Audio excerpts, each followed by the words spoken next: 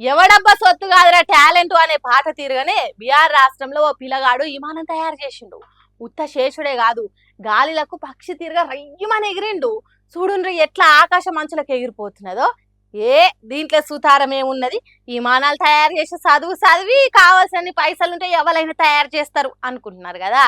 కానీ ఈ పిల్లగాడు ఇంజనీర్ డిగ్రీ చదవలేదు, ఓ ల్యాబు లేదు, ఓ పెట్టుబడి లేదు, సొంత తెలివితేటలతోనే ఉత్త 7,000 రూపాయలు మాత్రమే ఖర్చు చేసి ఈ గాలి మోటార్ తయారు చేసిండట.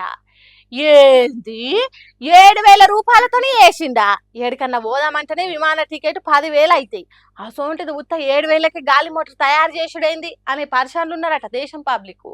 వాడి పడేసిన ఇనుప సామాన్లు అవ్వోటి ఇవ్వోటి కలిపి గాలి మోటార్ తయారు చేసిండట.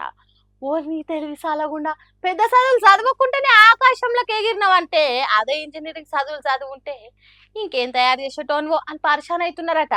కృషి ఉంటే మనుషులు ఋషులు అవుతారోయ్ అన్నట్టు ఈ బీహార్ రాష్ట్రం పిల్లగాడు పట్టుదల కృషి అనుకున్న జయ్యాలి అనే తాపత్రయం కలిసిండుతోని దేశం మొత్తం పరిశాన్ అయ్యే పని చేసిండట.